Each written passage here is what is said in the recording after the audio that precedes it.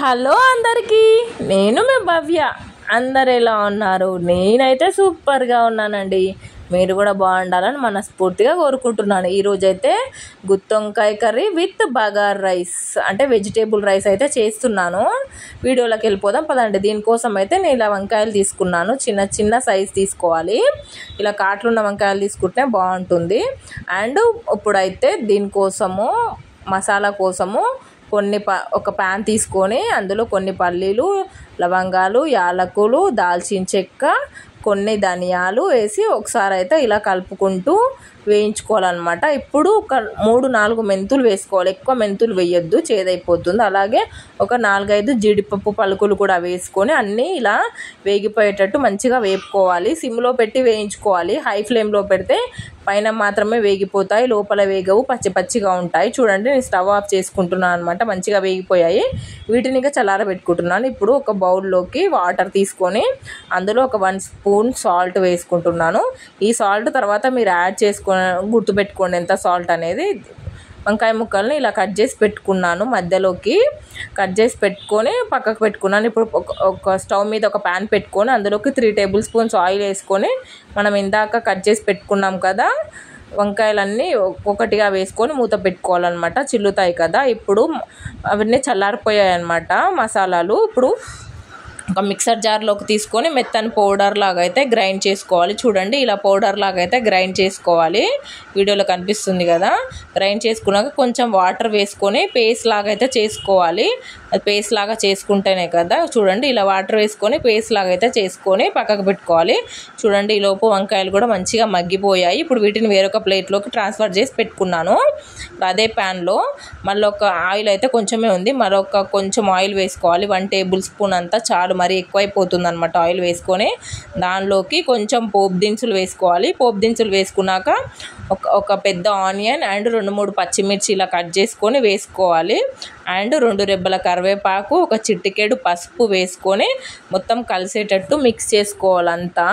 ఇవన్నీ మొత్తం మనం ఇందాక వేసుకున్నవన్నీ కలిసేటట్టు మిక్స్ చేసుకోవాలి. చూడండి, మంచిగా వేగిపోయింది కదా ఒక 50% వరకు. ఇప్పుడు అల్లం వెల్లుల్లి పేస్ట్ వేసుకోవాలి. ఒక 1-1.5 స్పూన్ వేసుకోవాలి. ఎక్కువ ఉంటేనే బాగుంటుంది కదా మసాలా కర్రీస్కి.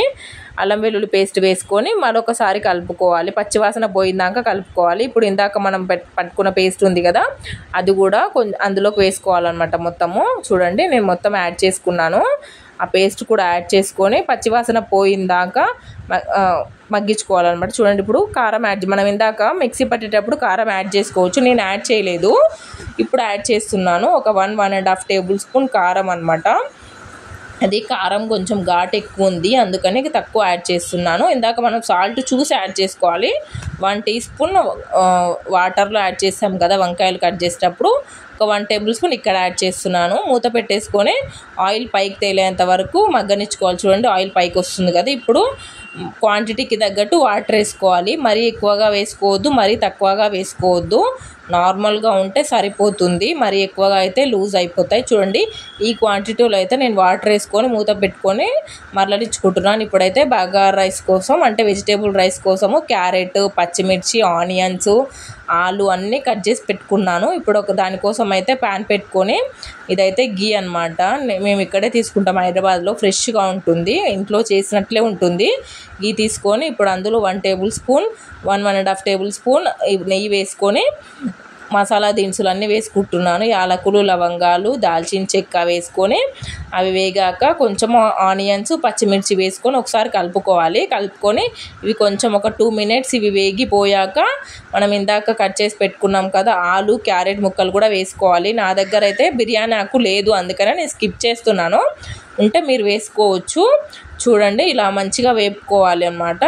ఈలోపు చూడండి, రసం కూడా చిక్కబడిపోయింది, చూస్తున్నారా. ఇప్పుడు దీనిలోకి మనం ఇందాక పక్కకు పెట్టుకున్నాం కదా వంకాయలు, అవి కూడా వేసుకోవాలన్నమాట. చూడండి, అవి కూడా ఒక్కొక్కటిగా అన్నీ వేసేసుకున్నాను.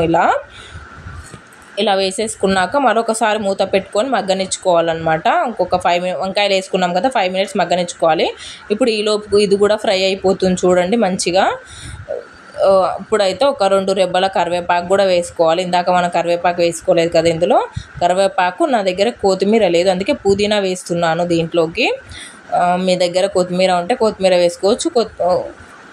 ఇలా పుదీనా వేసుకొని ఇంకా ఈ లోపు అయితే దీంట్లో కూడా కొంచెం పుదీనా, కొంచెం కరివేపాకు వేసుకుంటున్నాను. అలాగే కొంచెం అల్లం వెల్లుల్లి పేస్ట్ అనమాట. అల్లం వెల్లుల్లి పేస్ట్ కంపల్సరీ యాడ్ చేయాలి, దానివల్లనే టేస్ట్ వస్తుంది. అల్లం వెల్లుల్లి పేస్ట్ వేగాక ఒక 1 టేబుల్ స్పూన్ ధనియాల పొడి కూడా వేసుకోవాలన్నమాట, కలర్ కోసము. ధనియాల పొడి వేసుకొని అంతా ఒకసారి కలుపుకోవాలి. ఇలా అంతా మిక్స్ చేసుకోవాలి. మొత్తం అన్ని పచ్చివాసన పోయిందాక మంచిగా వేగనిచ్చుకోవాలి. ఇలా కలుపుకుంటూ మాడిపోతుంది అనమాట, అన్నీ వేసాం కదా. ఈ లోపు అయితే నేను రైస్ కూడా కడిగి కుక్కర్లో పెట్టేసాను చూడండి. అంటే బాస్మతి రైస్, నార్మల్ రైస్ 2 కలిపి తీసుకున్నాను. ఇందాక మనం పోపు చేసుకున్న మిశ్రమాన్ని మొత్తం ఇందులో వాటర్లోకి వేసుకొని దీంట్లోకి సాల్ట్ యాడ్ చేసుకుందాము. మనం ఇందాక సాల్ట్ యాడ్ చేసుకోలేదు కదా, ఇప్పుడు సాల్ట్ అయితే యాడ్ చేసుకుందాము. ఒక 2 టేబుల్ స్పూన్స్ అయితే సాల్ట్ ఖచ్చితంగా పడుతుంది. ఇంకా మనం ఇందాక చేసుకున్న వంకాయ కర్రీ విత్ బగార్ రైస్, ఈ రైస్తో తింటే అయితే సూపర్గా ఉంటుంది. ట్రై చేసి ఎలా ఉందో చెప్పండి friends. Please subscribe my channel.